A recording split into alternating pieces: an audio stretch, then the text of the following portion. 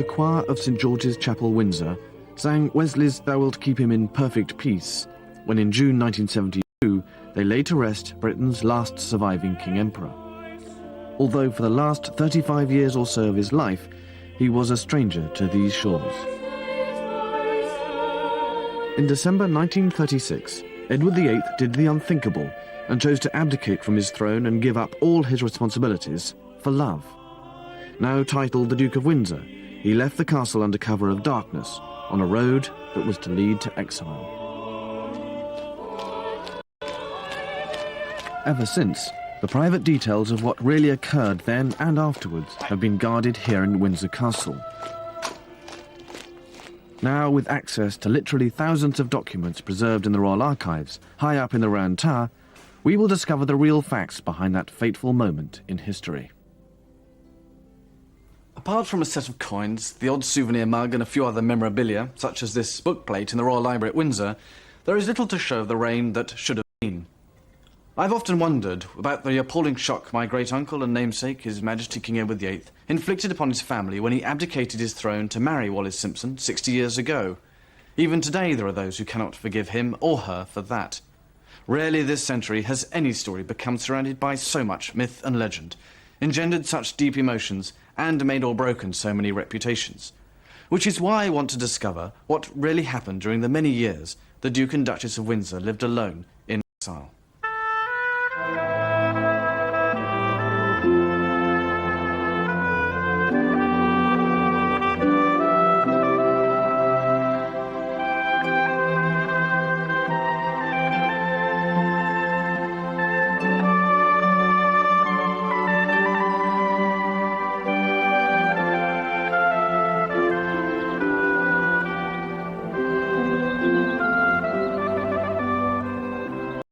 Fort Belvedere, just a few miles from Windsor Castle, was Edward VIII's home when he was Prince of Wales. Much of the drama surrounding the uncrowned king's fateful decision took place here. I don't believe he thought for a moment that when he decided to abdicate, he would be saying goodbye to all this forever. The Duke honestly believed that after the abdication he could go away for a while, lie low and wait for the storm to blow over. And then he could return to here, pick up the threads of his old life, and pretend to be a younger brother to the new King, George VI.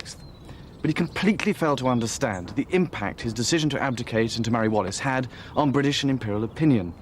And this was the essence of the tragedy, for it was to bring him into direct conflict with everyone, from the government to the man in the street, and most seriously of all, his family. It's difficult now to comprehend the state of shock in which the nation and empire were left when King Edward decided to abdicate, a man most people had come to know and love when he was the charismatic and popular Prince of Wales. He was born in 1894, the eldest son of George V and Queen Mary, christened Edward Albert Christian George Andrew Patrick David, but known to his family as simply David. When he acceded to the throne in 1936, he became emperor to a quarter of the world's population. But his affair with Wallis Simpson, a twice-married American, was to cast a dark shadow over all this. When the king said he wanted to marry her, Prime Minister Stanley Baldwin confronted him. A 17-year-old secretary overheard them. Baldwin was really crying, and he said, you must not go. You must not abdicate. A few hours ago, but he did. I discharged my last duty as king and emperor. And now that I have been succeeded by my brother, the Duke of York, my first words must be to declare my allegiance to him. I was a schoolboy at a prep school, and we were taken into the to the big hall in the school, and we listened to the Duke give his speech, and a lot of us were in tears. I mean, we were poor. It was very, very moving. I'll never forget it. And we felt lost, we felt deprived, because all of us loved him. I mean, all of us looked up to him and thought that he was going to be a great king. I mean, he was sort of on our side, as it were. I think you have to remember, sir, that he was the first member of the royal family who really came down to the people. And England couldn't believe that their beloved monarch was leaving them. For about 24 hours, we feared that such was to the nation, they might suddenly become a republic. Not only had Wallis Simpson been divorced once, she would have to divorce for a second time to marry the king, hence the crisis. I think it's quite difficult to understand now how powerfully people felt about that kind of thing, because so many more people were divorced and emerged at the end of the war married to somebody else. We never really blamed him. We blamed her for everything. The whole thing rather stank to us, you see. And of course, divorce wasn't so common as it is now, but she had 2 husbands before, which we thought was quite enough. Wallis Simpson certainly inspired strong feelings. Intense loathing, sir. Loathing that I very much fear she could have been murdered. She was supposed to be the femme fatale. Who knows how Wallis must have felt? She'd been handed out of the country just days before the abdication. She too was now in exile, staying with friends in the south of France, surrounded by the world's press. Wallis is often depicted as hard, ambitious and grasping. There were other much worse descriptions flying around as well. But at one point she must have realised what was going to happen, what she might be responsible for, and she tried to stop Edward. In a statement to the press just 4 days before the abdication, she stated her readiness to withdraw forthwith from the unhappy situation. She was distraught when the king telephoned her with the news of his decision. We all know that she was terribly upset and that she cried on the telephone because he told her that I'm leaving now. I've told them that I'm abdicating. And that's when it was an utter shock to her because she did not expect it. She started to cry and she said, "Oh no, please don't do it. You fool, you fool."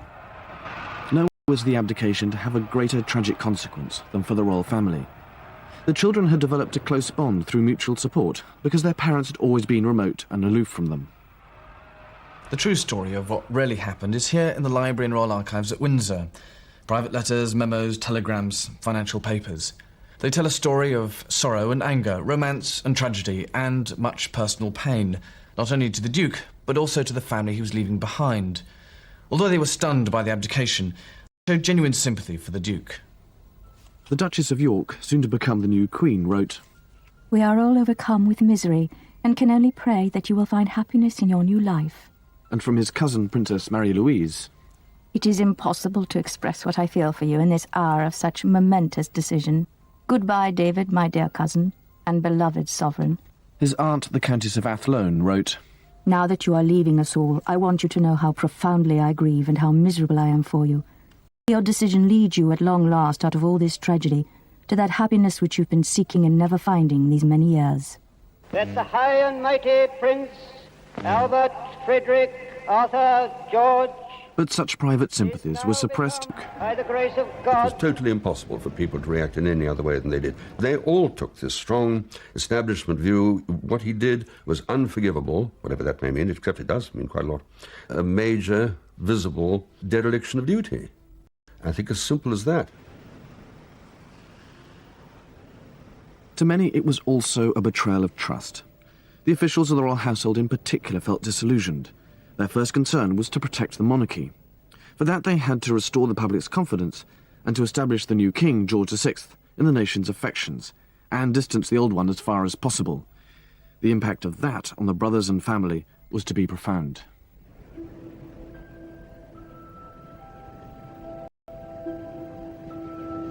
Immediately after the abdication, the Duke headed for Austria. Here he was oblivious to the emotional backlash against him in Britain. He fully expected to return home with Wallis and have her accepted by his family. In the meantime, he would have to wait in Austria while she would remain in France until her divorce was finalised. The telephone was the principal means of communication, both between Britain and France. And within 3 months he'd run up a bill of £800. Although there are no records of what was exchanged, we do know that the connections were never particularly good and that the calls were often strained and frequently caused much pain. He was very much the elder brother of your grandfather and your uncles. And he therefore rather felt he must tell his brother all the pitfalls and all the things he must do, which were not obviously quite well received. It was principally to end this ordeal that the king turned to Walter Monckton, a trusted friend of both he and the Duke, to act as a mediator. It was a role that was to involve Monckton in a number of delicate missions. He had to go over to the Duke and say, please, is it necessary to call your brother so often? Because he was not a very strong man, and it upset him. This constant interference with state matters did nothing to improve his relationship with officialdom. May 1937 saw the coronation of George VI on the same day that had been planned for Edward VIII. The Duke was not there. He was making plans for his wedding in June and naturally expecting his family to support him on what he regarded as the most important day of his life.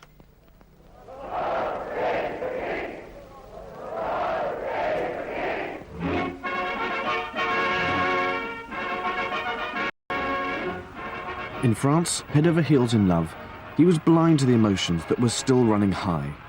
It was decided after much pressure from Lord Wigram, the King's acting Her Royal Highness.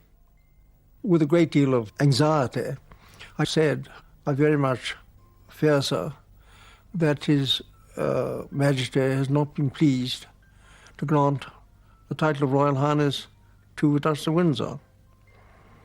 It came to His Royal Highness as a shock from the blue. It completely shattered him. And although he was not a man ever to show his emotions greatly, he then, much to my embarrassment and distress, burst into tears on my shoulder. And all he said was, well, Dudley, you'll always consider she's worthy of it, won't you? The legal position probably was that she was entitled to it. But the view was that she certainly shouldn't get it, nor did she. And I think that was obviously something he minded very much. And there was worse to come. Not a single member of the royal family attended the wedding. I don't think that any of his close family had an intention of going there. I think he must have been deeply disappointed. I think there's no doubt that he hoped they would come, either all, which was perhaps not unreasonable, or at least some, which he certainly thought was reasonable, and they didn't. The King wrote him a long and painful letter. I can't treat this as just a private family matter, however much I want to. I'm afraid it will not be possible for any of the family to come out to your wedding. I simply hate having to tell you this, but you must realize that in spite of the affection which there still is towards you personally, the vast majority of the people of this country are undoubtedly as strongly as ever opposed to a marriage which caused a King of England to renounce the throne. Be regarded as condoning all that's happened, and would be harmful to the monarchy. This is a matter where I can't act like a private person, and I've had to get advice from ministers. My parents never talked about it. My mother was very buttoned up and reticent about that kind of thing. If I ever, so to speak, heard them say anything about it, they always stopped when I appeared. And I think that was very much a family view at the time. The excuse of potential damage to the monarchy was the official line. King George, in trying to balance the family's private feelings with a public attitude they were being advised to adopt, had unwittingly started a war. The Duke felt his wife had been insulted by his family, and he blamed his brother George and his mother, Queen Mary. After the reception, Monckton took the Duchess aside. He warned her that the Duke's happiness for the rest of his life would alone reconcile the British people to his choice of her. She is reported to have replied, "Walter, don't you think I've thought of all that? I think I can make him happy." He deep of his life that he could not give up. She had a tremendous sense of humour, and she had a lot of energy, and she kept things going, and it was enormous fun around her. The Duke had found in the Duchess of Windsor his mother, his nurse, and his wife all at once. But he behaved like an adolescent. I have to tell you, I honestly think she really made his world. Made his world. He loved her. He told me that she was the only person that really, truly was fond of me and took care of me and loved me. That's how he fell in love with her, he told me. Because he said he never had much love in his life as a young man. I'm sure he would have been a different man if he'd had a lot of love from his mother and father. gave me a present which I think you would like to see. The interesting thing about it is what's written inside. It says, "For dear David, from his affectionate parents," and it's got G-R-I and M. Yes, not exactly very personal. Can you imagine that? A birthday present to his son. And his father calls himself Rex Imperator. The final straw came with the unveiling of this tomb to the Duke's father in March 1939. Just a year earlier, the Duke had written to his mother, Queen Mary, I hope that when the statue is finished and formally unveiled and handed over to St. George's, that contrary to the practice of avoiding all mention of anything that could recall one to the public mind, an exception will be made in this case, and you will let it be known publicly that I have shared with you the privilege of giving the memorial. It was actually dedicated in the presence of the King and Queen, Queen Mary, and other members of the royal family. Even though he had paid half the cost, the Duke wasn't even told the ceremony was taking place. He was furious. I greatly regret that it should have taken so sacred an occasion to disclose so much that is unpleasant, and to destroy the last vestige of feeling I had left for you all as a family.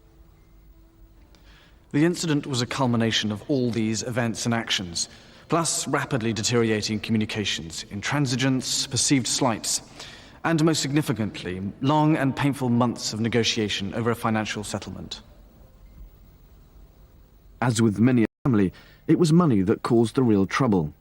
The initial agreement was that the Duke would receive £25,000 a year from Parliament, worth 20 times that in today's terms, and he agreed to sell Balmoral and Sandringham, which he owned, to his brother.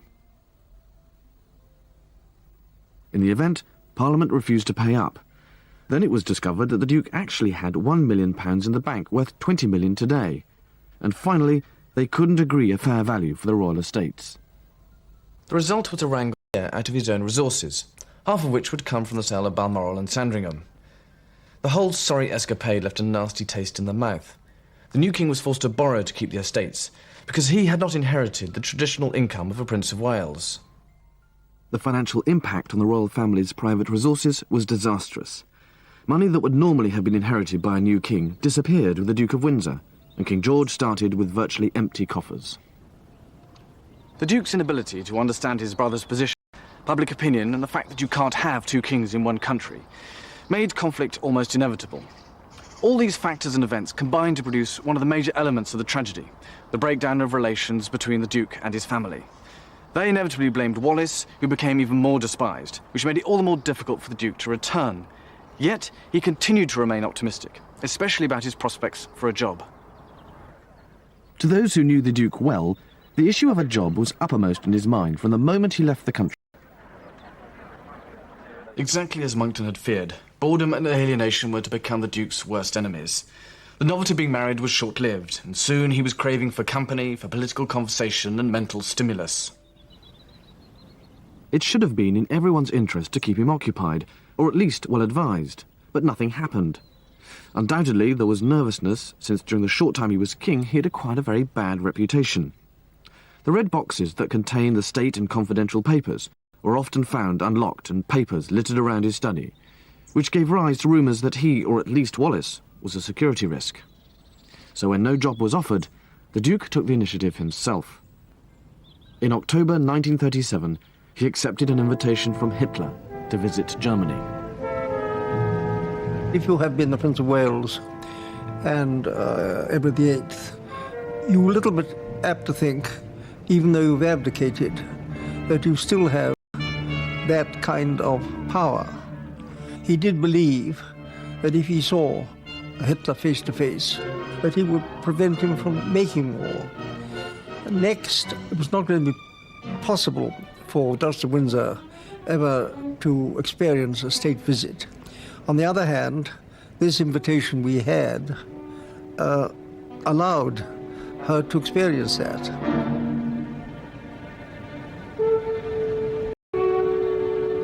The Duke and Duchess visited Field Marshal Goering at his home.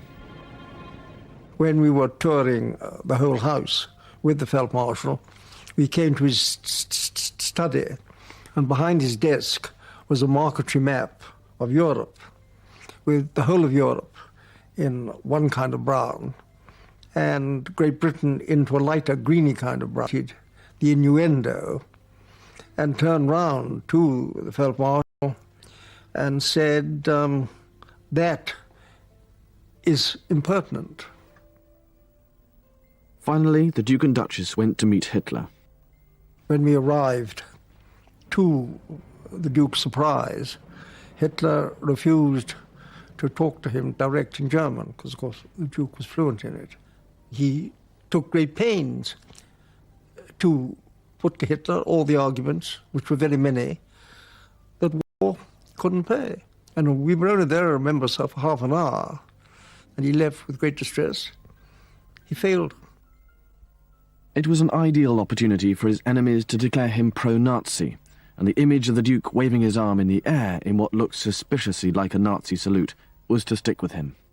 The press has said that Hitler told the Duke of Windsor that in certain eventualities he would place him back on the British throne. Now, that is completely untrue. Had even that been said, such was His Royal Highness's devotion and loyalty to his brother, I knowing his character as I did, he would have walked out straight away in rage. It was one of those press inaccuracies that, alas, did both he and the Duchess great harm. So, I mean, do you believe that the Duke collaborated in any way or sympathised with the Nazis? No, sir. He was a very, very loyal British subject. But the visit showed a serious lack of judgment and did nothing to help his cause back home.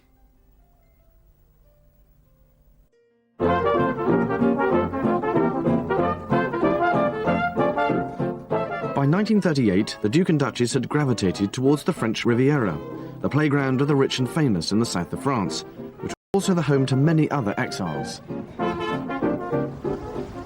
It was here that the Duke and Duchess acquired their first home, La Croix, on the Cap d'Antibes. What a stunning place it must have been, with its glorious setting with a fabulous view. And here they spent much of their life, entertaining and being entertained, until this idyll was rudely interrupted by the outbreak of the Second World War. The Duke was caught unawares, still wanting to believe that war was avoidable and indeed unlikely. After an absence of nearly 3 years, the Duke of Windsor is back in England. His Royal Highness crossed from France with the Duchess in a destroyer, landing at Portsmouth, where they were welcomed by the Commander-in-Chief before leaving for this house in Sussex. War brought two positive outcomes. He was allowed to return to Britain, and he was given a job. Was back in Paris with a British military mission, where his contacts might be valuable in helping to ascertain France's military capacity and intentions. He began enthusiastically, but it became obvious to him that his reports were not read, and he felt there was a campaign against him. He tried to get back to England to complain, and wrote to Monckton, "The recent exposure of a network of intrigue against me makes my position here both impossible and intolerable. The nature of this latest campaign of outrage against me is so virulent that I wish to seek both yours and Winston's advice before seeing the King."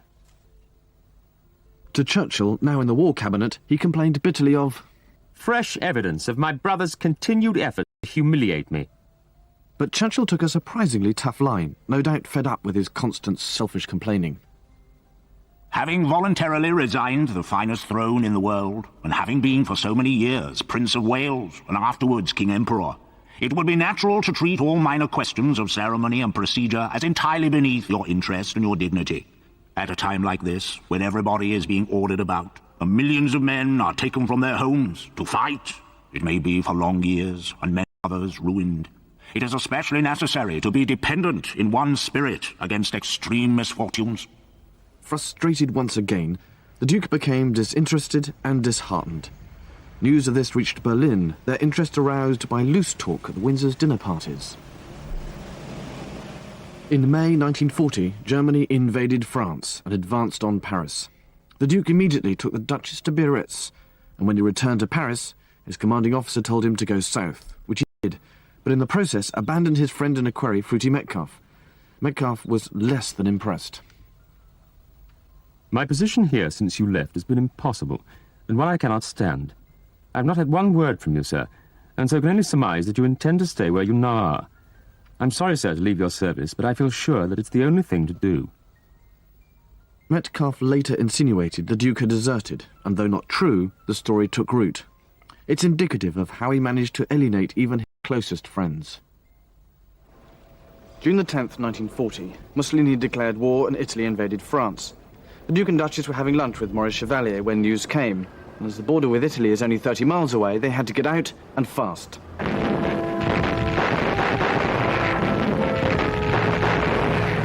France was in chaos. Paris was abandoned and the Germans were racing south towards Bordeaux. The Windsors hurriedly packed and hid everything while making hasty escape plans for the local consul general. They decided not to make for Bordeaux, where the remnants of the British embassy were escaping from, but to head for Spain. It was a decision that was to involve the Duke and Duchess in the most bizarre episode of their lives. Recognised the Duke as the Prince of Wales who had served in the Great War and let him through. The best route was along the coast towards the Pyrenees and the border crossing into Spain. Thousands of others had the same idea. The road was packed with refugees with their possessions, fleeing from the invading armies.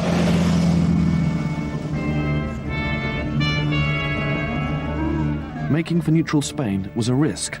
There was no guarantee they would be let in, and at Perpignan, 10 miles from the border, they were turned away by the Spanish consulate, who refused them the entry visas they needed.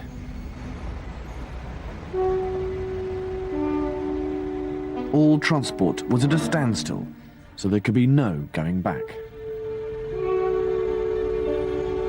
The Duke sent off telegrams to the British ambassador in Madrid and the Spanish ambassador in Bordeaux, who were friends of his, and at last permission to cross the frontier was granted. At the border there was even more chaos. The Duke said it was absolutely terrible. All these people with little pieces of paper in their hands were running up and saying, if I don't get across the border, I'm going to be killed. And I said, well, sir, didn't it occur to you that, now you and the Duchess were not going to be killed, but these people were? He said, why? I was the King of England. After 4 days on the road, the Duke and Duchess arrived in Madrid and, with relief, made for an old haunt, the Ritz. But now in a fascist regime, they immediately became the focus of political intrigue. Nosotros con Hitler teníamos relaciones difíciles.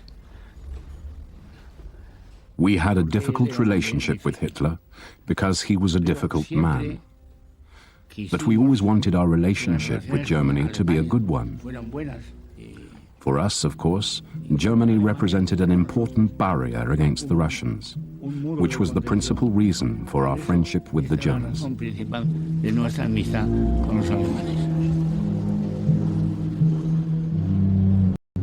The German ambassador in Madrid was ordered by Berlin to try to keep the Windsors in Spain. They were constantly watched by the German Secret Service based opposite the Ritz at the Palace Hotel. As it turned out, the Germans needn't have bothered. The Windsors' intention to catch a boat back to Britain from Portugal was delayed because they didn't want to be in Lisbon at the same time as his brother, the Duke of Kent, who was on an official visit. The Duke of Windsor used the opportunity to start arguing for terms and conditions for his return, but he wanted a job and official recognition of his wife first. Meanwhile, his prolonged stay encouraged the Germans to enlist Spanish help to keep him where he was, in Spain. They approached the Spanish Minister of the Interior and brother-in-law to General Franco, Serrano Suna. Franco y nosotros nos gustaba que estuviera aquí el octavo. They wanted to keep the king here, the King of England. Porque era bueno para nosotros. Franco and all of us wanted to keep him here because we thought that he would be an English king more favorably disposed to Spain. No eran demasiado cariñosos para nosotros, y él lo sería. Por eso nos interesaba a nosotros. On the other hand, Hitler thought he could manipulate him like a pawn, so he could instigate revolution in England.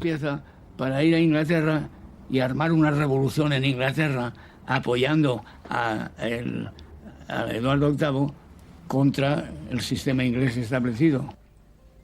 Meanwhile, in London, His Majesty's government is becoming twitchy. The Duke's behaviour in negotiating terms before he will even consider returning to England seem, under the circumstances, extraordinary. But there he is, demanding a job for himself and acceptance of the Duchess by the royal family. Churchill fires off a telegram ordering the Duke to return in no uncertain terms. Your Royal Highness has taken active military rank, and refusal to obey direct orders of competent military authority would create a serious situation. I must strongly urge immediate compliance with the wishes of the government.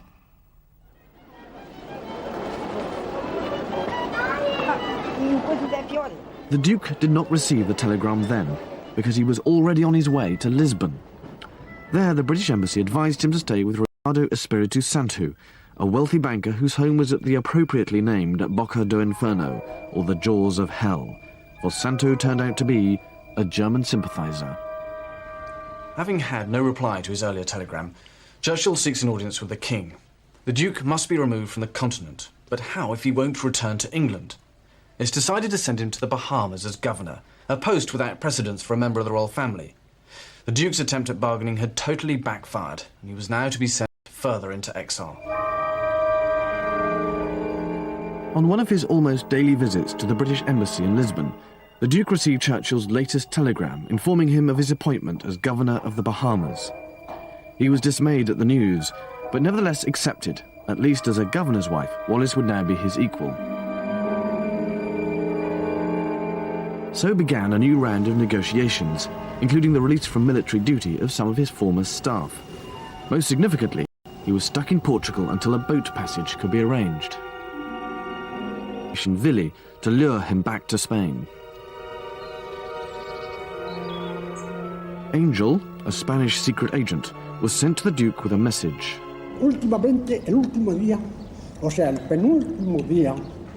I took a letter for him which was given to me by the Minister of the Government, Mr. Serrano Sunier. He didn't tell me who the letter was from or what it was about, but from the envelope and everything I knew, it was from Franco. The Nazis told me to tell him that when the war was over, we would make him King of England, and we would put the crown on his head and the swastika on his car. When I told him, the Duke laughed a lot.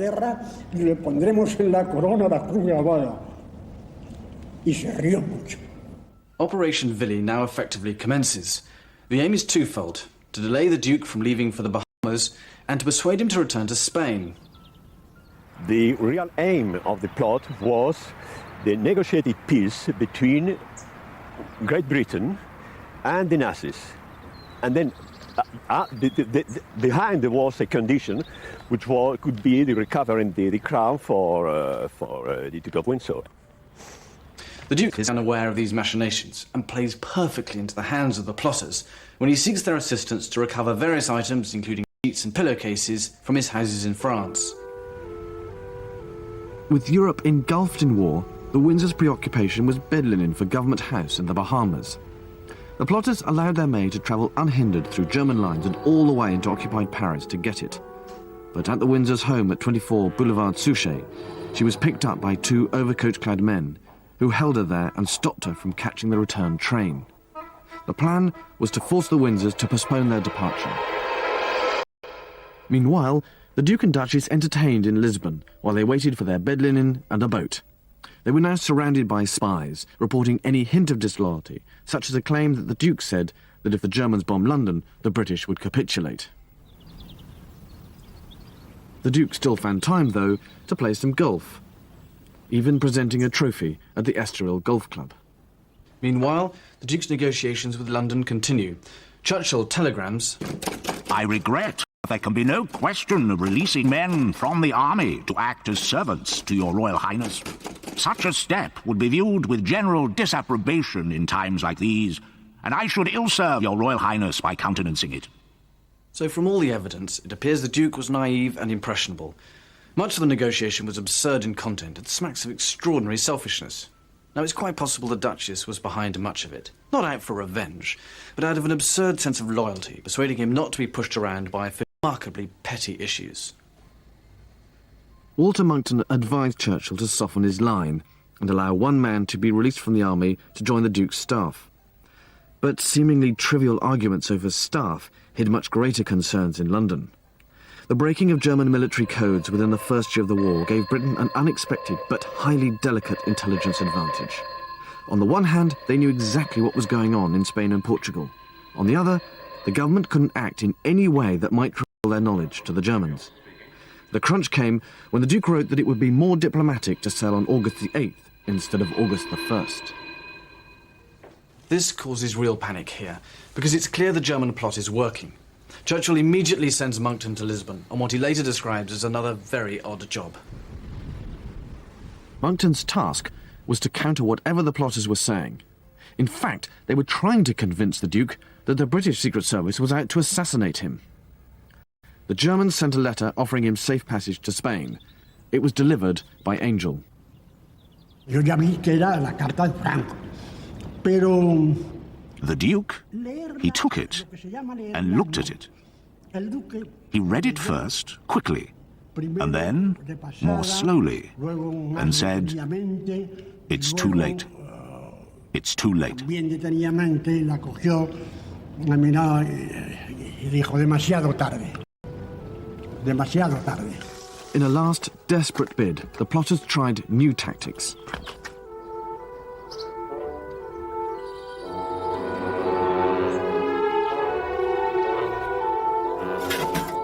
A gang of thugs was sent to the house with instructions to frighten the Duke into asking for protection.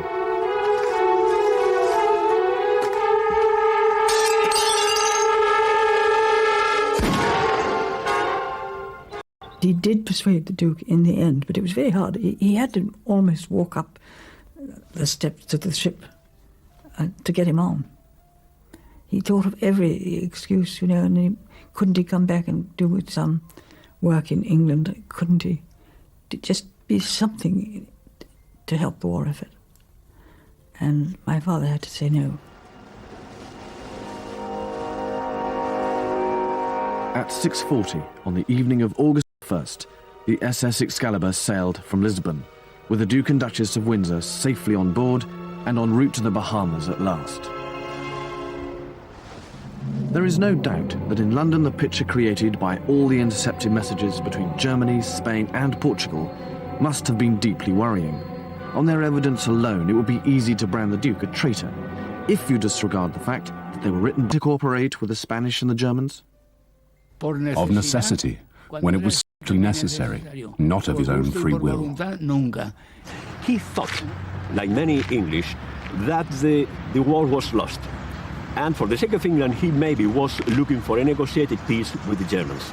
I think he never tried to cooperate with the Nazis, and of course he never tried to become the British Pétain. The Duke had been badly treated in England by his friends and family, and by everybody, because they couldn't understand him. He was a man who said to me that for him there was only one thing in the world. For him, life began and ended in England. The extent of Operation VIII first became known just after the war, when some German Foreign Ministry documents known as the Marburg Papers were captured. There was immediate speculation about the Duke's willing involvement in the plot, which he swiftly denied. But the allegations that he collaborated with the Nazis, or even considered betraying his country, continued to be made. There are even claims that secret documents pertaining to the Duke's association with the Nazis were removed from Germany on the express orders of King George VI and have been destroyed or buried somewhere. In fact, they were all private family letters between Queen Victoria and her eldest daughter, who'd been married to Kaiser Frederick. The concern was that they might be looted. None of them was dated after 1901 and certainly don't refer to the Duke of Windsor.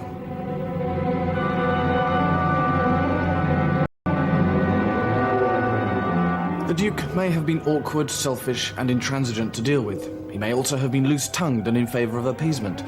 But there is no evidence that he would have ever betrayed his country or agreed to be a puppet king. Such accusations were only directly levelled at him after he had died, when he could no longer defend himself. Being sent to the Bahamas for the Duke was like Napoleon being sent to St. Helena. It was, for him, the equivalent of being sent into exile. The only consolation was that Wallis would be treated as his equal as governor's wife. But it was small comfort that he was going to have to sit out the war, frustrated at not being able to help his country in a more constructive way. All along, he must have dreamt of returning to Britain.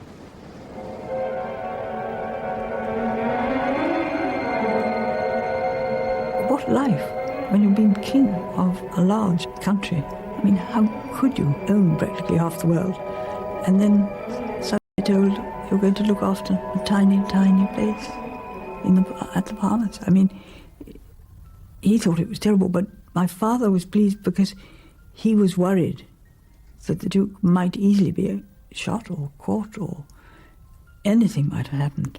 It's rather sad. The governorship of the Bahamas was his biggest test. The impression he created would be vital. I first met the Duke on board the yacht Southern Cross, which belonged to a Swede who had loaned his boat to bring the Duchess. She had a toothache, and she never liked to fly, and so she came in this yacht, which was very, very comfortable. And the Duchess and I are naturally very glad to set foot in America again, although it is pretty tough on her to have to undergo a dental operation. I remember very distinctly, a very small, very sunburned little man said, "Ah, you're the consul from Jacksonville. How very good of you to come on board," you know. And I was quite disarmed by this approach. He had tremendous charm and charisma. I thought he did a very fine job as the governor. He didn't spend an awful lot of time in the office, but he didn't like the office. He didn't like paperwork. But he was very popular with the Bahamians. I mean, obviously the big question is, if he did well as the governor of the Bahamas, why was it that he didn't get a job after that? I don't know. I think it was difficulty about Wallis, really. She just didn't fit in somehow. The Windsors' friendship with Swedish financier Axel Wenner-Gren was another cause for criticism. Suspected as pro-Nazi, he was blacklisted by the American and British governments, although the accusation was unproven. And then there was another major setback. He had an appalling accident, let's face it, in the Bahamas, when this very visible murder of a very known citizen was there, and that can't have been easy to handle, and possibly wasn't well handled. The Duke's reputation as governor was almost destroyed by the lurid murder of Sir Harry Oakes, who was found battered to death in July 1943. The Duke made the mistake of summoning help from the Miami police, who bungled their investigation so badly that no murderer was ever convicted. I think that was a minus mark, not a plus mark. And I suppose the establishment, who decided or recommended people for the rather important kind of job he might have had, I suppose they were not only doubtful about him, but they were more than doubtful about her. They didn't like her. They didn't fancy an American voice as one of the voices of this country. The 20,000-ton American troopship Argentina, as I saw her anchored in Plymouth Sound, within sight of the shores of Britain. Aboard her were the Duke and Duchess of Windsor on their way at home. In answer to a question I put to him, the Duke said, "I'm coming back to England in the early part of October."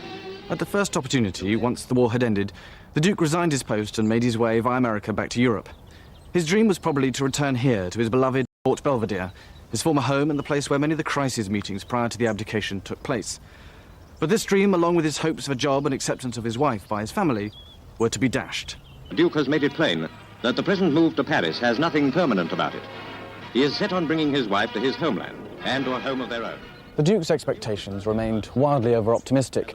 In reality, he was never to see Fort Belvedere again. And it was to be a few more difficult years before he became resigned to the inevitable, that he was not to be given a job, that his wife would never be accepted by his family, and that he would not be allowed to live in Britain permanently.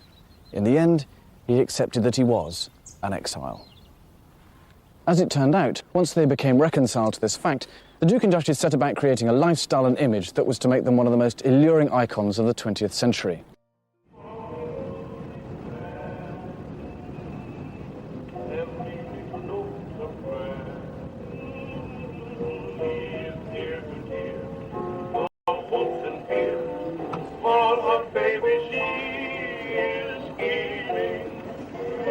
We'll never be invited again to the Duke and Duchess of Windsor's soirees, and thank God.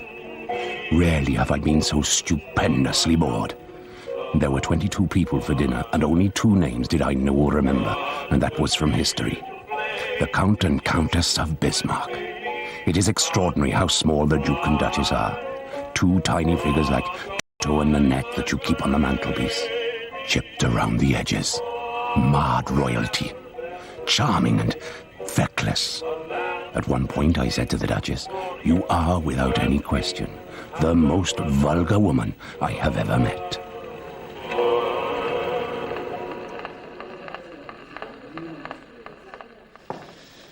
Richard Burton wrote that in his diary after an evening here in 1968. But in spite of it, he and Elizabeth Taylor came again several times. Well, few ever declined. You didn't say no to an invitation from the Duke and Duchess of Windsor to visit their private home in the Bois de Boulogne. The traumas of abdication, divorce and war were behind them, and in exile they were feted and flattered by people the Duke would probably never even have known, but for a chance encounter with a divorced American woman who changed his life. When they moved here in 1953, they had been married for 16 years. The Duke was no longer engaged in a feud with his family, who he felt had insulted his wife, or in the political intrigue of trying to prevent their exile. That was all in the past. The wartime German occupation was a fading memory when they signed the lease with the city of Paris. My grandfather, King George VI, who had literally been catapulted onto the throne when Edward gave up his crown, had reigned and then died at a tragically early age. He was only 57. Queen Elizabeth, my mother, was the new monarch, and now, for the first time, the Duke and Duchess had a permanent home, and they set about creating a way of life and the image that went with it. The Duke and Duchess became the leading lights of what could be called the International Café Society, an endless round of social events, entertaining and being entertained. It was all a million miles from his destiny as King of England. They went out quite a lot. They would be seen and photographed at the Maxims, at night clubs and all that. And I think it filled up their diary, you see. I think they liked it. She liked it a lot. He created this whole mythical kingdom. He designed the uniforms for all the waiters and the footmen, and on a gala night they were in red outside with the flaming torches. On less formal occasions they were in tails, and everything was arranged around him. Elsa Maxwell used to come and play the piano here quite often, Cole Porter, people like that. But it was a very gay evening, always. Our party was always a success. And that was her life, entertaining. That's Queen Mary, the Duke's mother, and she called him David, as did all his family and friends. And it's fascinating to find the portrait in such a prominent position, given the fairly turbulent nature of their relationship after his abdication. It's difficult to judge whom she blamed more, Wallis for so utterly bewitching David, or David for abandoning his responsibilities and duties for something so transient as love. And as long as she lived, Queen Mary could never understand or forgive that. The villa, meticulously restored by Mohammed Al Fayed, reveals something of what Wallis and David wanted in their new life. There is also much to impress upon the visitor, exactly whose house it was. Throughout, there are constant reminders of his life as Prince of Wales, and even his short spell as king. But they are merely glimpses of a world he gave up in order to marry Wallis. There is no shortage of these, rather good photos of his wife. It may be hard to appreciate in this day and age just what an appalling shock she was to the court and the British establishment 60 years ago. It wasn't because she was American, and it certainly wasn't because she was a married woman having a serious affair with David. Over the years, he'd had relationships with married ladies, and in those days that was understood and accepted so long as it didn't get out. No, it was frankly because Wallis was a divorced woman, and divorced women were just not accepted in society, let alone in Palestine. And she would have to divorce for a second time in order to marry the king. But when Edward was determined to marry her, there was no alternative. He would have to step down. Poor Wallis. She was hounded out of the country, despised and blamed for the abdication.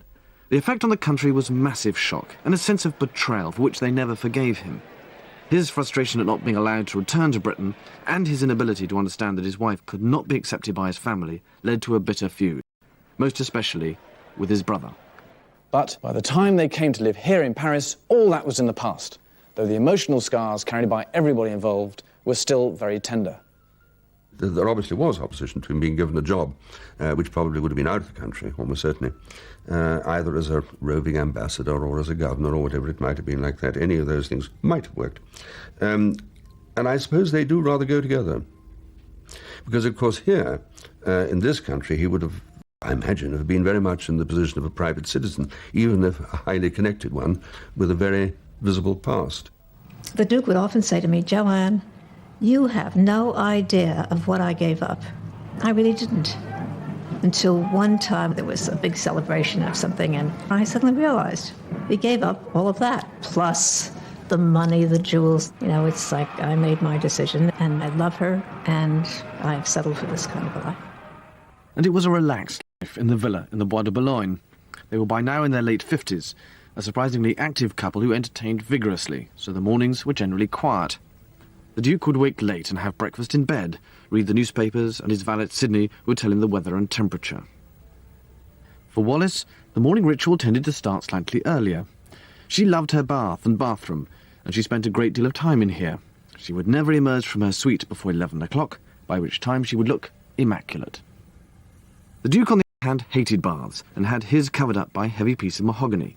He much preferred the more American habit of showering, and had this one built specially. The Duke, as a noted leader of fashion, would consider very carefully his dress and what to be seen in. Everyone was delighted to follow his lead. He was born to perfect taste, and his collaboration with his tailors was historic and very, very important. He hated extra pomp and solemnity. Most men would be wearing top hats today if he hadn't abolished them. He brought a lot of color into fashion, a lot of mixed patterns, which are now classic. For the Duchess, clothing represented a chance to show her obsession with style. It was an endless pursuit that made her the ultimate fashion model. Oh dear, look at who's here, look at the...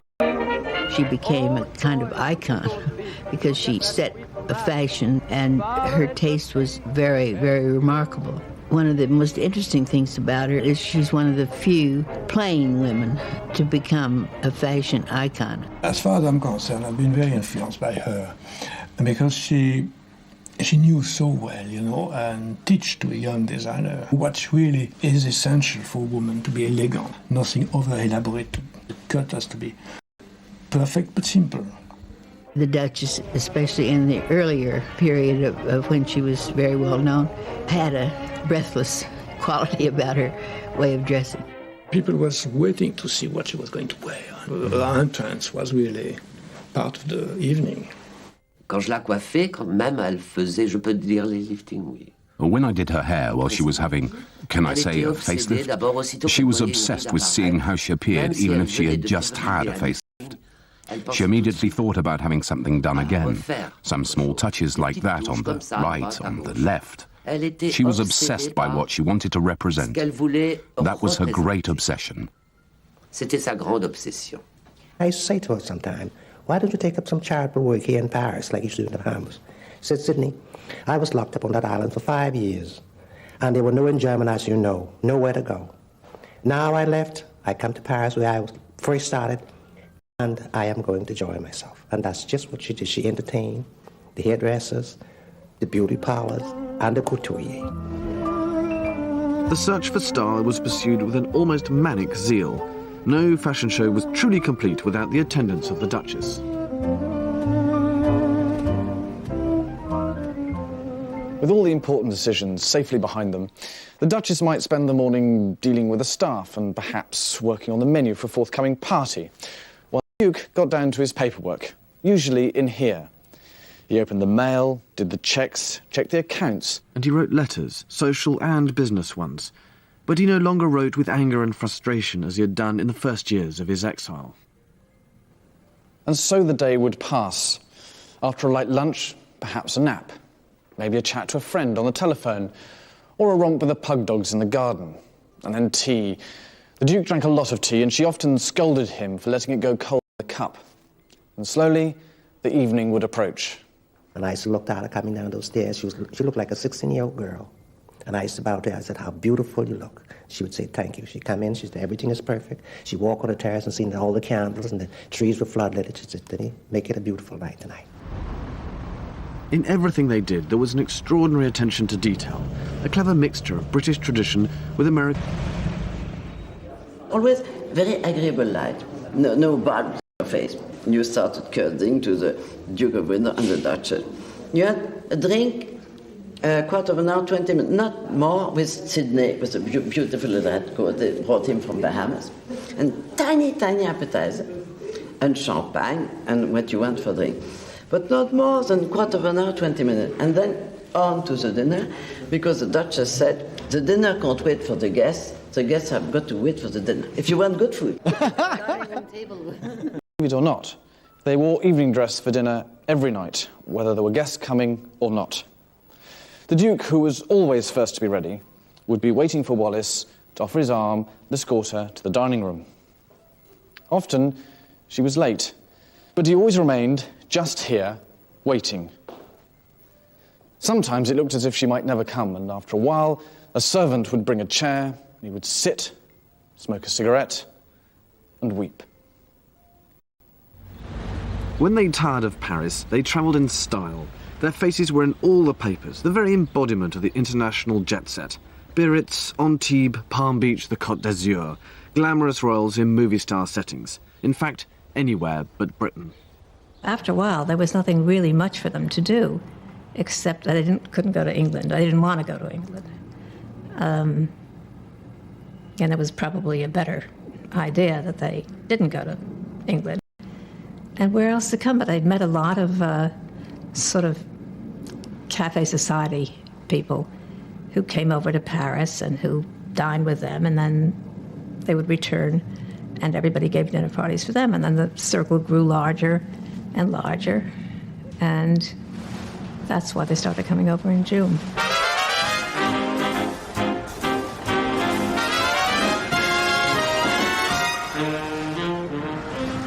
Duke and Duchess never travelled by aeroplane because of her fear of flying. The Atlantic crossing would take about a week. Invariably, news of their arrival would precede them, and New York society would be waiting to welcome them with open arms.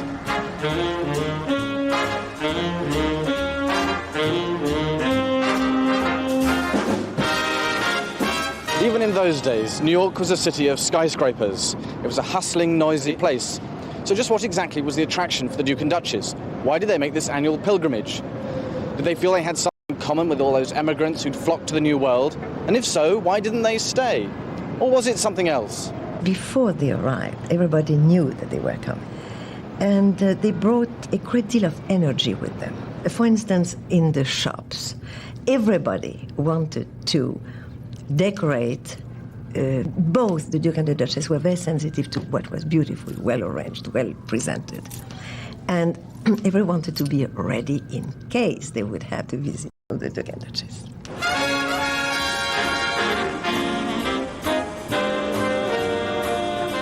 The Waldorf Towers was ideally located for what the Duke and Duchess wanted. Here in the heart of Manhattan, they had easy access to the fashion shows, the shopping, and the parties. Everybody was happy, and then the telephone started ringing and never stopped ringing.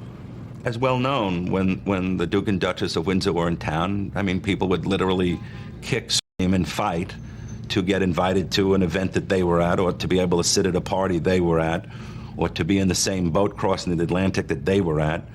It was quite a phenomenon here in America. They were America's royalty. I thought, my goodness, what am I supposed to call them? Do I say, Your Royal Highness, your what, and what do I call her? Because we've read all about the fact that he wasn't going to be the Royal Highness. Perhaps, as they could not go to England, basically, that it was perhaps refreshing to go to a country where at least a group made a fuss over them. Duchess, those flowers. I know that's one of your favorite pastimes. Did you make the arrangements?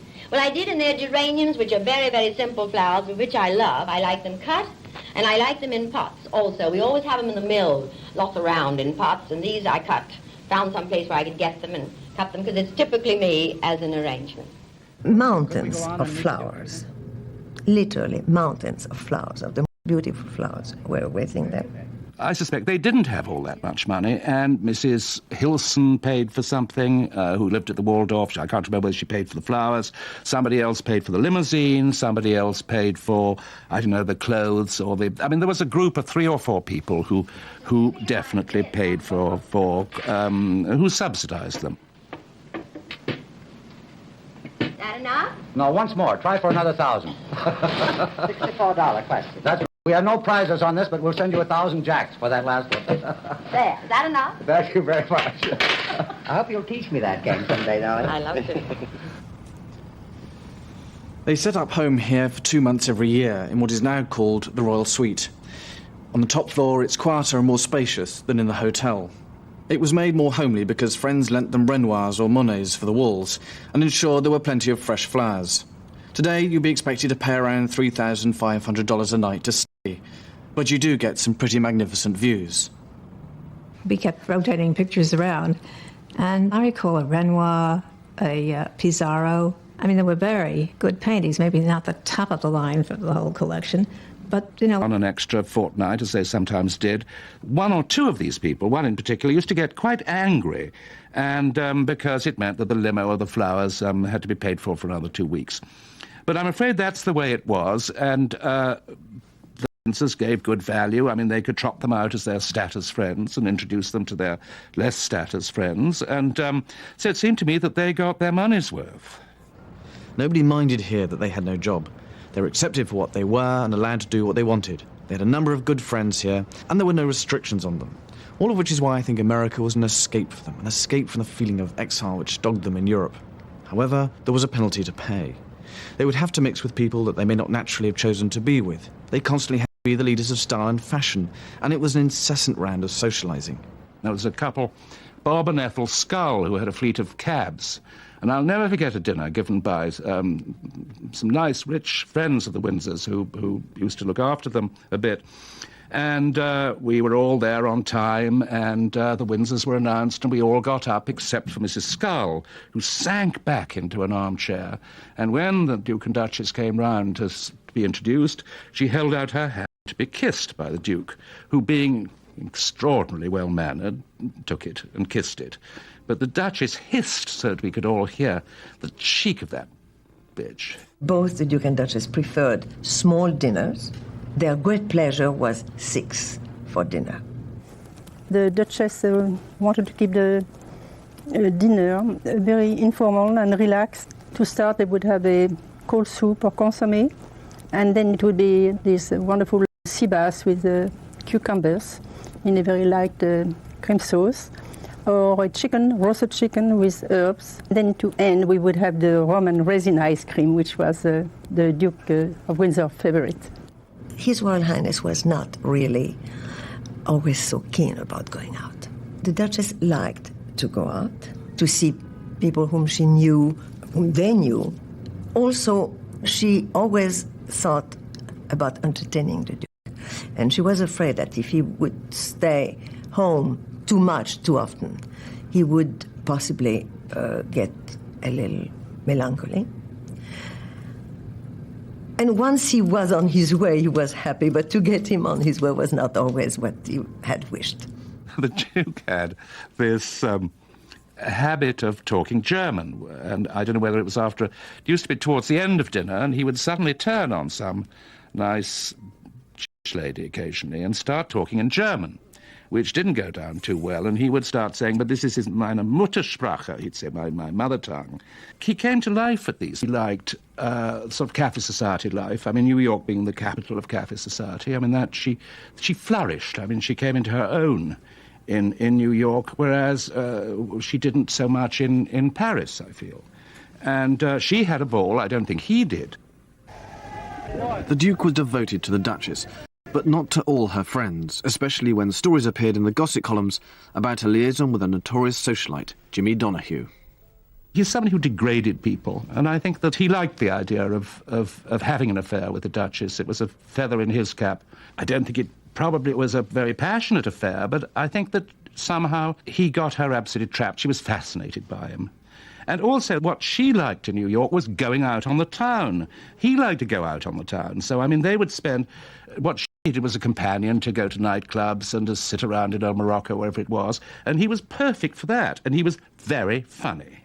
I think that at some periods, life became so dull that she really needed somebody who was going to amuse her. And Jimmy Donahue was extremely amusing, as very often very gay and outwardly gay men are. I mean, for instance, I remember one time when somebody asked Jimmy Donahue what the Duchess was like in bed, and he said my idea was like going to bed with a very old sailor. A much publicised show of affection brought the affair to an end. The Duke, on the other hand, had an affair of a very different kind, with money. The Duke most afternoons would come up at 4 o'clock, and he and Nate would discuss his investments and his portfolio. And I don't know whether I should say this or not, but it was $10 million, which is not what a king has to live on. There was a lot of discussion about their getting everything for free, and they didn't pay here and they didn't pay there. But Nate checked with the Waldorf, and they said he paid weekly, right on time, never tried to get anything for nothing. One evening, the Duke approached my husband and says, "Now, Monsieur Masson, you have to explain to me why my checks are not cashed." And Charles says, "Yes, my wife kept your checks." And the Duke paused for a while and said, "Well, they have to be deposited." So Charles says, "Is it a royal command?" And the Duke said, "Yes, it is." Wallis adored jewels. She was very knowledgeable about them, and during the 36 years of their marriage, the Duke must have spent hundreds of thousands of pounds buying them for her. Some came from here, Harry Winston's place on Fifth Avenue. From this house, they preferred the fabulous. In fact, their first purchase was a pair of yellow pear-shaped diamonds. They were approximately 45 carats each, and they were mounted as clips. And when the Duchess received these diamonds, one wonders if she might have said the same thing when she first saw the Duke. And I have worn them twice, and they have caused a sensation. The Duke was brought up with this. He was used to women wearing this kind of thing. He took it as just second nature. And I imagine that he wished his wife to have that. Wallis became associated with jewellery more than probably any other woman this century. On one occasion, she asked Winstons to make up a necklace from a priceless collection of jewels purchased in India from a Maharani. These were among the most spectacular probably ever conceived, with 700 or 800 carats of beautiful emeralds, rose diamonds, which are old cut diamonds.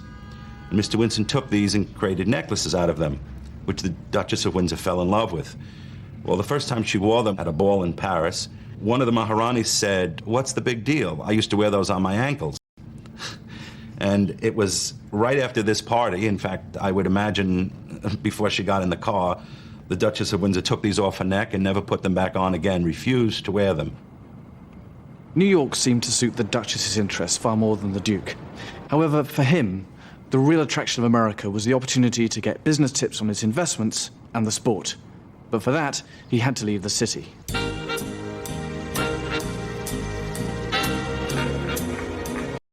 Most weekends they would make for the country and places like Locust Valley on Long Island, to lovely old houses like this one owned by the Slater family.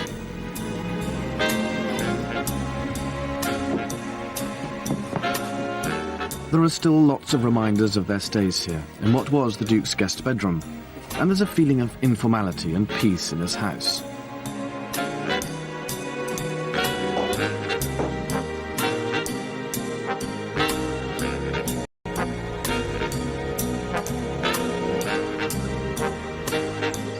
Long Island was where the Windsors could relax, with friends who invited them for holidays and to satisfy their love of life's little luxuries.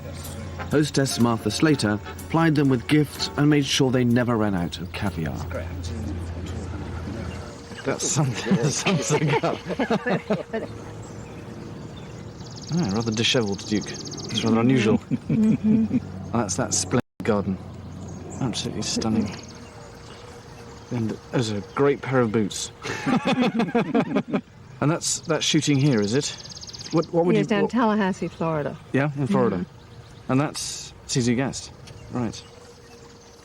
I think he loved to reminisce, especially with me, because he knew I loved to hunt so much. I know he loved riding. And when they come in January, they go to Horseshoe Plantation, Mrs. Baker's shooting place, for 2 weeks. Then they'd come to Palm Beach and maybe stay with us for a week and then move to our house. It was very well organized. They slept in the same bed every night, and they used to have little giggles to each other. They had a lot of little giggles, you know. And then he'd often say to me, "Have you had any Mr. and Mrs.?" I said, "Not lately, sir." You know, you always ask me things like that. And the President and Mrs. Nixon had a dinner for them. Oh, it's the most lovely dinner. Arnold Palmer flew in his plane, and I sat next to one of the astronauts, and it was a fabulous evening. It was beautiful, and of course, he was the star of the evening. He gave us a very short speech after dessert, and everyone fell in love with him, really. The charm of that man. In the exclusive country clubs of Long Island, the Duke could practice his favourite game, golf. The sport he took up after an accident forced him to give up horse riding. He loved it, and although he never became very good at it, it must have been a wonderful escape from the social chit-chat and gossip. They were literally the king and queen of America's cafe society, and were treated as stars. It may all sound very glamorous, but most of the time it was unfulfilling. And worst of all, so shallow. They were no more at home here than in Europe.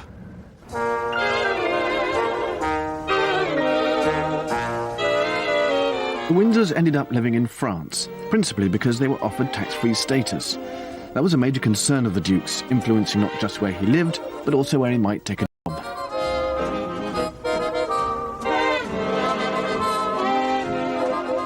Le Creuet, in the south of France, was their initial home.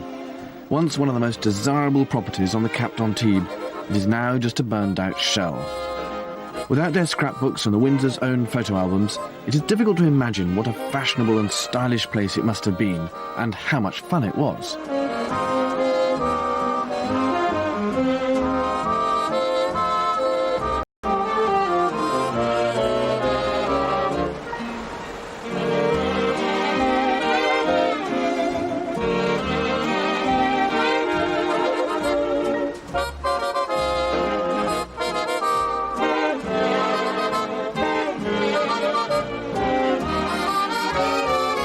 But the Riviera lost its appeal after the war, and by the 1950s the Windsors were firmly established in Paris. Any hope of living permanently in Britain had utterly faded. But in fact the Duke was able to make several discreet visits. Of course he did come quite often on visits, but they were always very invisible visits. Not always, but almost always. Sometimes there would be a picture of him going to Marlborough House to see Queen Mary, but they were not very publicised visits, not as they would be now. There is one home that most closely resembles the life he left behind in Britain. Mill, the only property the Windsors ever bought. Friday, Saturday, Sunday, we used to go to Old Mill House. They couldn't have many people for dinner there. It was only about 12. But their Sunday lunch, there was always be 24 people. Just remembering how elaborate the tea service was in the mill, with maids dressed all in green and white, bearing those organdy cloths so there wouldn't be a crease in them. And then going through, I really mean a high tea. I mean, it could have been dinner. As a matter of fact, in the mill, after this enormous display, the Duke would look at his watch and he'd say, "All right, 5 o'clock, time for cocktails." And there was a little room that led out of the main salon, and the Duke would get behind the bar. None of the servants were allowed in, and he loved to play bartender. The secretary called up, wanted to know what kind of a drink they wanted, so it'd be on the tray when they arrived. And whether it was a short dress or a long dress, and always very considerate, so you didn't feel out of place. After lunch on the terrace, they would all play canasta, and the Duke quite often didn't want to play, and he'd take me and go down the hill and across a little stream into his sort of sanctum, which was an old barn, and we would go gardening. I'd push the wheelbarrow. Sometimes he would say things to me like, "Don't ever waste your life, Atalanta. Always know what you want to do and always enjoy doing what you want to do." Certainly to me he seemed a sad person, and quite often rather bored. There weren't a great many people in Paris who were really good friends of the Windsors. To me it seemed as though everybody was still sort of scratching and fighting about who did or who didn't collaborate. But there was so much snobbery and The eternal petty spites of a very fragile and, it seemed to me, shallow world they all lived in. When you went there for the weekend, it was charming. Even we were four, they were there with the dogs, the pugs. It was tellement gentil. The Duchess is dancing like that. The Duke always wearing his kilt for the evening, the dog running around. C'était gentil. You'd think you were staying with old friends, very simple. They liked to laugh, have fun. So it was marvelous. And you could forget where you were. The famous day when Armstrong put his foot on the moon, the Duke said it's going to be at 2 o'clock in the morning and he will send Sydney to wake me up, to wake Philip. He had a TV in a little room next to the big drawing room. We went to see that. We see the Duke waiting there. And the Duke said, where is the Duchess? And George said, the Duchess doesn't want to come with no makeup or what. She didn't come. And when he put his foot on the moon, the Duke was so emotional, he almost cried. He said, wonderful people, American, wonderful people. He was touché. And if this gardened house seems to sum up best the character and personality of my great-uncle, and it is here that I felt the closest to him. Each dog, well, there were 3 or 4 of them, Sydney or George carried plates, and the Duke took the plate and put it on the ground for each dog on a little mat. And the one that was supposed to go there wanted to go there. The one that he wanted to go there wanted to go there, and the Duke was furious. I believe he had a baguette in his hand, and together with that he'd say, no, you go there, you go there, and you go there. And I said to myself, my God, when I think that he was the King of England with all this colonial empire, and then suddenly to see him fighting with all his dogs, made me dreadfully sad. You see what I mean? That made me unhappy for the Duke's life, and for all he represented. They were their children. That's all that they had. And they adored his dogs, especially His Royal Highness. He always had dogs. Halfway up a small hill overlooking the mill is probably the most poignant reminder of the Windsors' life here. A small collection of gravestones to their beloved pug dogs. The Duke and Duchess had no children. In fact, she was unable to. So with the contents of the house sold, the gardens a shadow of their former selves, this is their only legacy. As a couple, I thought they were terribly sad. I thought that he occasionally looked come into his eyes of such melancholy that he'd given it all up for this terrible second-rate life in this or that city in Palm Beach or New York or wherever it might be.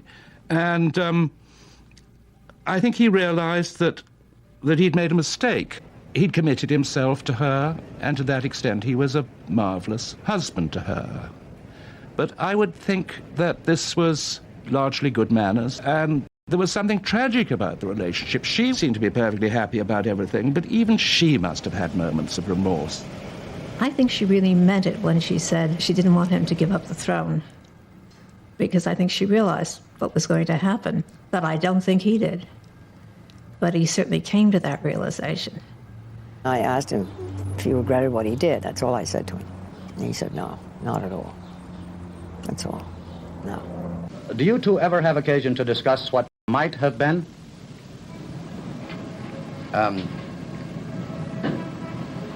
Mr. Murray, I think you must be referring to the events of 1900, the crucial events in my life and mine since that time. Well, now the answer is most emphatically no. We both feel that there is no more wasteful or foolish or frustrating exercise than trying to penetrate the fiction of what might have been. There they were, like Becky Sharp, really, at the end of Vanity Fair. I mean, condemned to lead this sort of terrible life from one pleasure place to another, not clearly really having a very good time, and not having really old, dependable friends. The late 1960s was a turning point for the Duke and Duchess. The gradual reconciliation with his family was acknowledged when they were both invited to the formal unveiling of a memorial plaque to Queen Mary in 1967.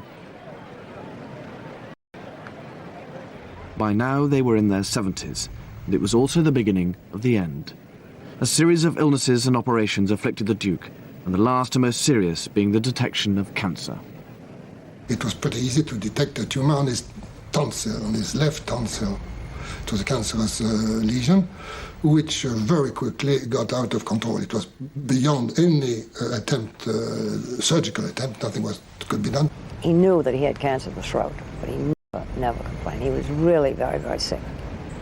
And that's when Winston called up Dickie Mountbatten and said perhaps the Queen should know how ill he was. I don't really think, to be fair to the Duchess, I don't think she had a clue how sick he was. Because about 3 years before, she was really losing her memory very seriously. And the Duke talked to Winston and I about it, and he didn't want anybody to know. She was very feeble, and maybe this affected her memory. He was devastated at the thought, always thought, what will happen if I should disappear first? He knew that she would be very vulnerable and that there would be a lot of vultures around. In 1972, Queen Elizabeth was due to make her first state visit to France. The British ambassador, Sir Christopher Soames, was desperate that nothing should go wrong. He contacted Dr. Tain. Sir Christopher explained that if it happened that the Duke died during the royal visit, of course half of it would have to be cancelled, the Queen would have to go back to Windsor and so on, and they were very worried about this. And I remember Sir Christopher said to me, look here, doctor, the Duke's got to die before or after the visit, but not during. What can I do, sir? Despite his illness, the Duke was determined to receive the Queen at the villa. Elaborate preparations had to be made.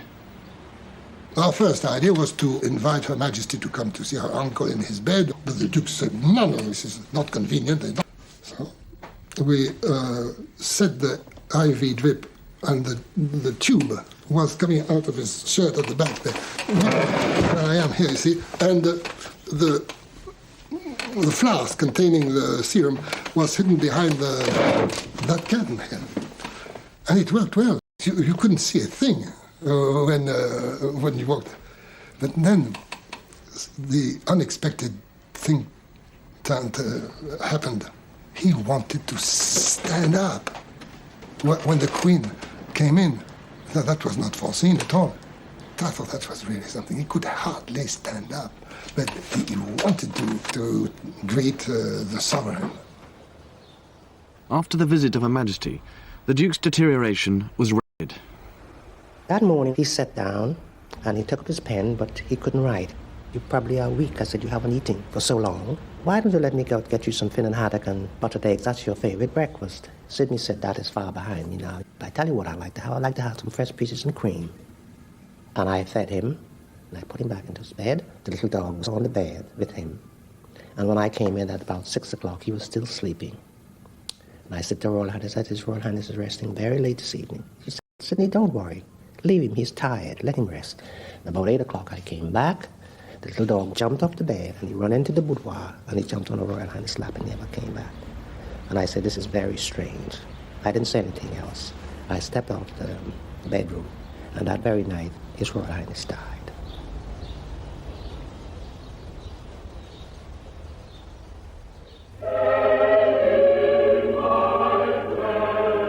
His funeral took place in St. George's Chapel, Windsor, in June 1972. He was 77. The ceremony acknowledged him as a former king and was conducted amidst an atmosphere of reconciliation and forgiveness. In death, as in life, the Duke of Windsor was a man of contradictions. After years of being distanced from the throne and any memory of his short, unconsummated reign, here he was being buried with full honours. As a young man, he had become an immensely popular Prince of Wales, by going out amongst the people like no other member of the royal family had done before. Yet, just as they needed him most, on the point of becoming king, he walked out on them.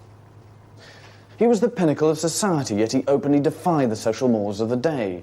He was stubborn, selfish and self-centred, yet at the same time charming and charismatic. People really liked him. He was openly a patriot, professing love for his country and allegiance to his brother, King George, and yet he is condemned by some as a collaborator, or even worse, a traitor. But no matter how hard they try, no one has ever uncovered any evidence for that. So, deprived of proof, they maintain that there has been, and whatever you may believe, we are all left with the question, is it possible, from all that we know about the Duke's life, that he would have seriously considered betraying his country. I honestly believe not. And the final contradiction is that in marriage he had split his family and his country. In grief, he united them. For the first time, the royal family gathered with Wallis, Duchess of Windsor. When the Duke actually died, she was awfully shocked. There was a tremendous change in her life. And then the ceremony of the burial was terrible for her. Meeting suddenly hundreds of persons whom she didn't know being taken to Buckingham Palace. And I found her in Windsor Castle. She was there alone on the sofa. It was rather pathetic, really. And then she was taken back here, and when she walked into the house, she called David. David. Je crois qu'elle a peut-être un peu commencé à boire. I think that she began to drink a little after the Duke's death. She found herself with a lot less invitations and even made phone calls in order to get invitations. You see, it was terrible. C'était terrible. Everything I heard was as if she was surrounded by a sort of wall of silence. I called George, and I told George I wanted to come out to see her. And he said, of course. And I said, please be down at the gate and let me in. And I think they were dying for me to come. So I went. And it was just the saddest day to see that house, because a lot of the things were missing. This poor old lady, a prisoner in her own house, she didn't know who she was or where she was, really. She recognized me immediately, and she told George we're going to have a dinner party tomorrow night for Mrs. Ernst. I know. That was... But she was in bed. Very, very old. It was over. For her. With the Duchess vulnerable, her worried servants used the Duke's bath with its wooden cover as an ideal hiding place for the letters and photographs of Britain's greatest love story, save from those who might see them as a source of income. In charge of affairs at the Bois de Boulogne was Maitre Blum, the Windsors lawyer. There was nothing we could do without Madame Blum. I mean, she took over completely. Maitre Blum and the Swiss banker had everything all tied up. Of course, I knew what was in the will. But how did you know the contents of the will? Because I was aware of what was going on with the lawyer, whose doctor I was also. Oh, I see, right. So right. It was a sort of little club around the Duchess to protect her. With the help of her French lawyer, she changed her will so that after her death, the Windsors' belongings were auctioned for $50 million, which benefited a French charity. Not many years after the Institut Pasteur got that enormous amount of money, they discovered the virus to AIDS. Sometimes I think if it's the most useful thing the Windsors did in their life is to give their fortune to the Institut Pasteur. Unfortunately, she went down after His Royal Highness' death. She couldn't seem to pull herself together anymore. I don't think she really realized what she had, but after His Royal Highness' death, she missed him terribly. Then finally she took the head, she had a stroke, and that was the end of it. She never regained any conscience after. She just lied there and suffered for 11 years. The great love affair was ended, it was finished.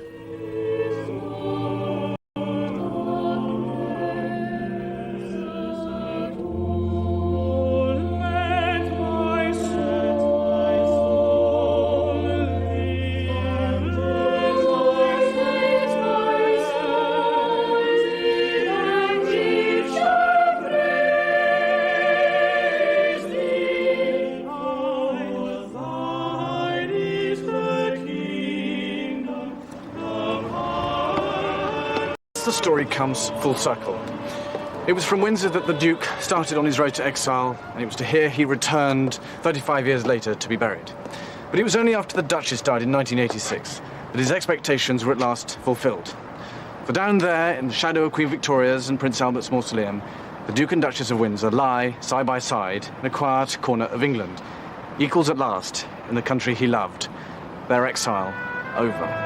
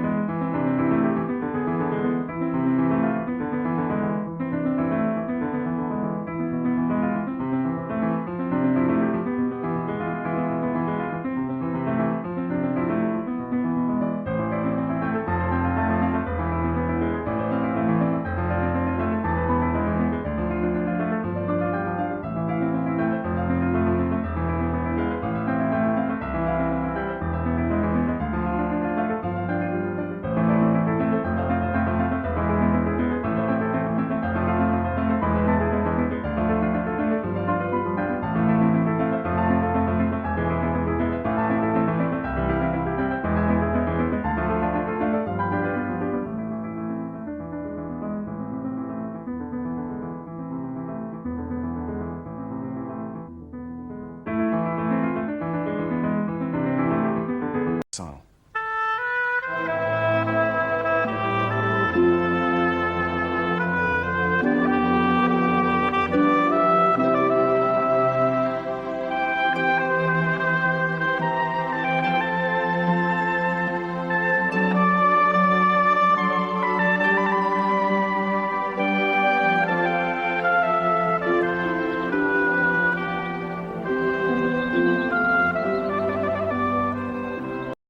Fort Belvedere, just a few miles from Windsor Castle, was Edward VIII's home when he was Prince of Wales. Much of the drama surrounding the uncrowned king's fateful decision took place here. I don't believe he thought for a moment that when he decided to abdicate, he would be saying goodbye to all this forever. The Duke honestly believed that after the abdication he could go away for a while, lie low and wait for the storm to blow over. And then he could return to here, pick up the threads of his old life, and pretend to be a younger brother to the new King, George VI. But he completely failed to understand the impact his decision to abdicate and to marry Wallis had on British and imperial opinion. And this was the essence of the tragedy, for it was to bring him into direct conflict with